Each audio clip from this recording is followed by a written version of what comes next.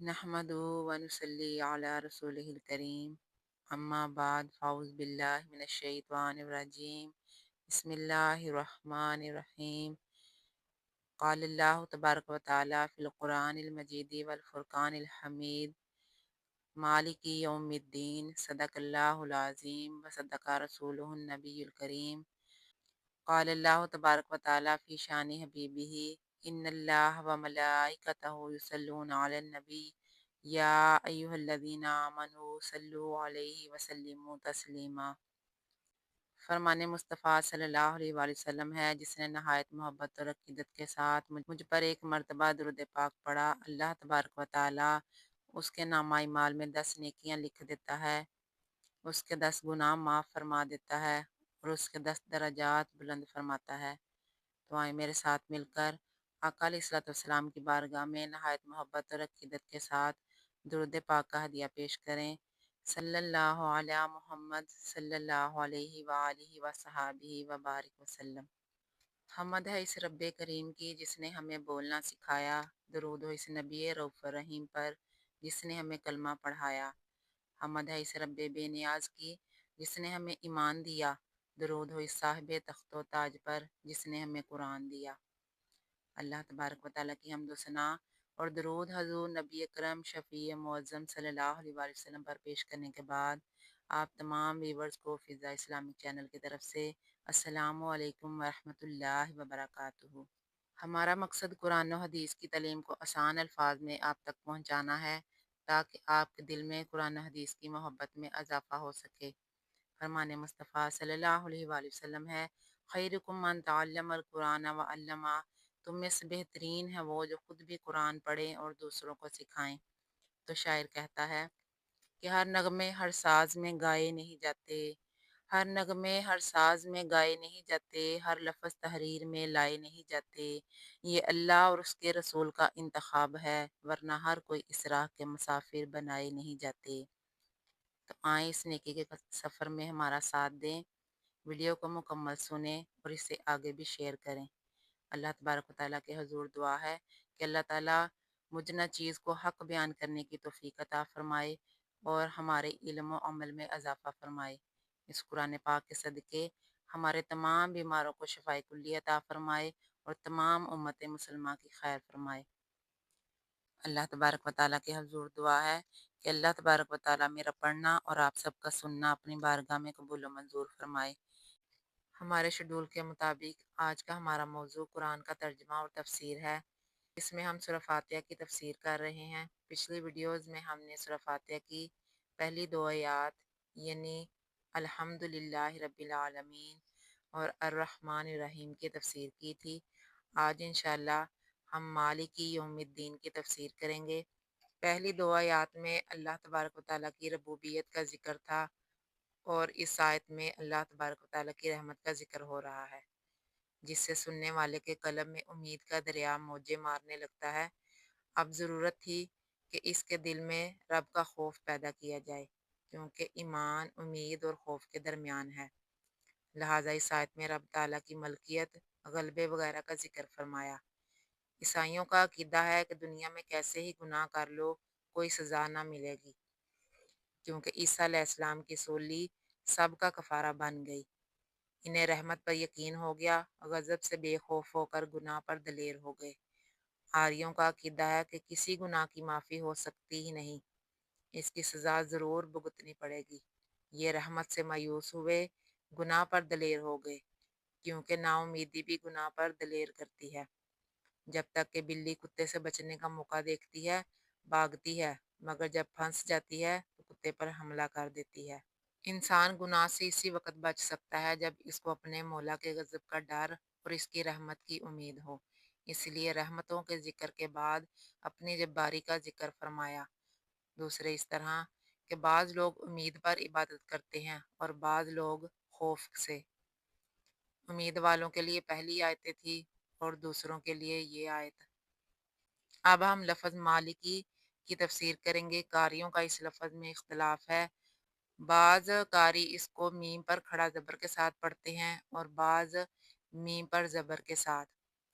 اگر کھڑا زبر کے ساتھ پڑھیں گے تو اس کا مطلب مالک بنے گا، اور اگر میم پر فتح یعنی زبر کے ساتھ پڑھیں گے تو اس کا مطلب بادشاہ بنے گا۔ خواہ کچھ بھی ہو یہ بنا۔ ملک کے لفظی معنی ہے تعلق، مضبوطی اور قوت۔ بادشاہ کو ملک اور مالک اس لیے کہتے ہیں کہ اس کو اپنے مملوک اور رعیت سے تعلق بھی ہوتا ہے، اس پر قدرت بھی ہوتی ہے اور مضبوطی سے سب پر قابض بھی ہوتا ہے۔ جو لوگ ملک پڑھتے ہیں وہ فرماتے ہیں کہ بادشاہ کا درجہ عام مالکوں سے زیادہ ہوتا ہے، لہذا ملک پڑھنا بہتر ہے، جیسے کہ مانی ہوئے قیامت کے دن کا بادشاہ۔ لیکن مالک پڑھنے والے فرماتے ہیں کہ مالک پڑھنا چند وجہوں سے بہتر ہے۔ اولاً یہ کہ مالک میں 4 حروف ہیں اور ملک میں 3۔ قرآن پاک کے ایک حرف پر 10 نیکیاں ملتی ہیں، لہذا مالک کے پڑھنے پر 40 اور ملک کے پڑھنے پر 30 نیکیاں ملیں گی۔ دوسرے اس لیے کہ بادشاہ رعایا کا حکم ہوتا ہے اور مالک اپنے مالک یا غلام کا، لیکن بمقابلہ رعیت کے زیادہ قبضہ اپنی مملوک پر ہوتا ہے، کیونکہ رعیت میں بعض وہ بھی ہوتے ہیں جن کی بادشاہ کو مجبوراً رعایت کرنی پڑتی ہے، بلکہ رعایا کو رعایا کہتے ہی اس لیے ہیں کہ بادشاہ کو اس کی رعایت کرنی پڑتی ہے، لہذا ملک سے مالک پڑھنا بہتر ہے۔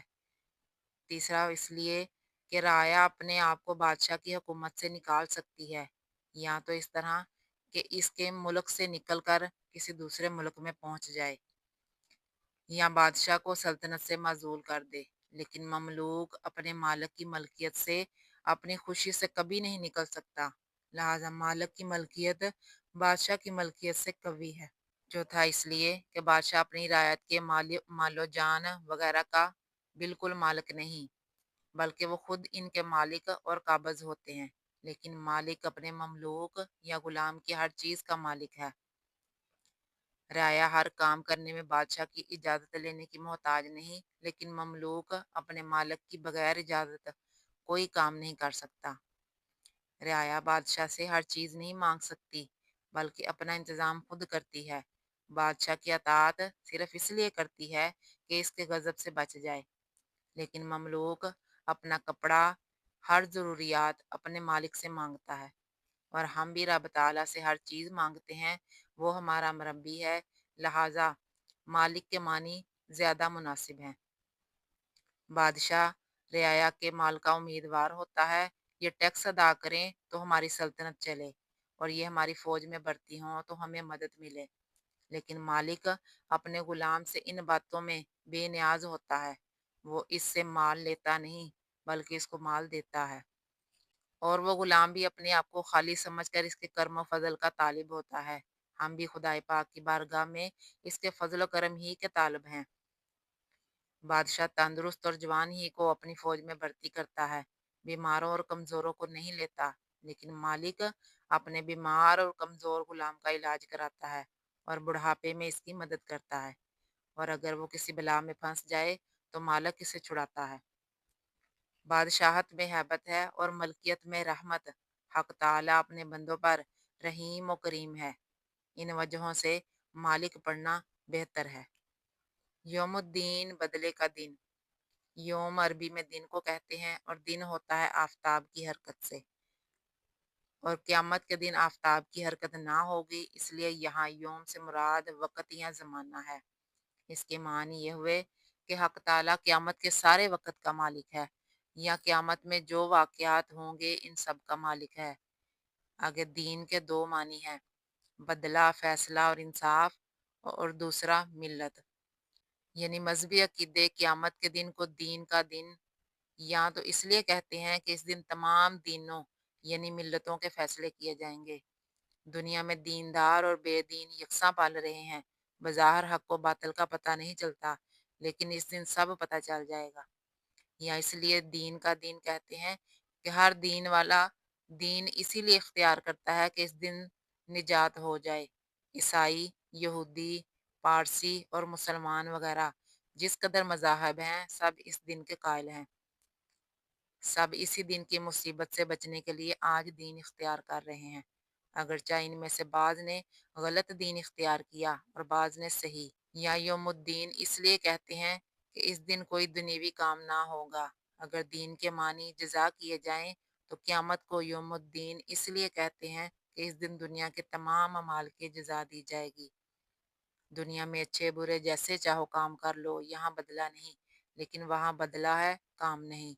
اس کی مثال کچھ یوں سمجھو کہ ایک طالب علم تعلیم کے زمانے میں صرف پڑھتا ہے، اس زمانے میں اس کی محنت کی کوئی بھی تحقیقات نہیں کر سکتا، محنت کرے یا کھیلے، لیکن جب امتحان کا دن آیا اس نے محنتی اور کھلاڑی کو الگ الگ کر دیا۔ محنتی باڑ آئے، ان کو انعام دیا اور کھلاڑیوں کو سزا۔ تو گویا امتحان کا دن سال بھر کے کام کے بدلے کا ہے۔ یا یوں سمجھو کہ کھیت میں بھوسا اور دانا ایک ہی زمین میں رہتے ہیں، ایک ہی کھاد اور پانی سے پلتے ہیں، ایک ہی دھوپ سے فائدہ حاصل کرتے ہیں، لیکن ایک دن وہ بھی آتا ہے کہ جب کہ کھیت کا مالک اس کو گاہ کر بھوسے کو دانے سے الگ کر دیتا ہے۔ دانا اور جگہ پہنچتا ہے اور بھوسا اور جگہ۔ یوں ہی دنیا ایک کھیتی ہے اور قیامت کا دن اس کے گاہنے کا دن ہے۔ فرمان مصطفیٰ صلی اللہ علیہ وآلہ وسلم ہے، دنیا آخرت کی کھیتی ہے، یعنی کہ جیسے اعمال دنیا میں کیے جائیں گے ویسا آخرت میں اس کا اجر ملے گا۔ تو اس آیت کریمہ سے ہمیں معلوم ہوا کہ اللہ تبارک و تعالیٰ ہی یوم جزا کا مالک ہے، یعنی کہ جزا کے دن کا مالک ہے۔ تو ہمیں چاہیے کہ ہم بھی نیک اعمال کریں تاکہ آخرت میں اچھا اجر پا سکیں۔ تفسیر کی مزید ویڈیوز دیکھنے کے لیے اسی ویڈیو کی ڈسکرپشن میں ہمارا پلے لسٹ کا لنک موجود ہے، وہاں سے وزٹ کر کے آپ تفسیر کی مزید ویڈیوز دیکھ سکتے ہیں۔ سامنے سکرین پر بھی ویڈیوز آ رہی ہیں، آپ وہاں سے بھی دیکھ سکتے ہیں۔ وَمَا عَلَيْنَا إِلَّا الْبَلَاغُ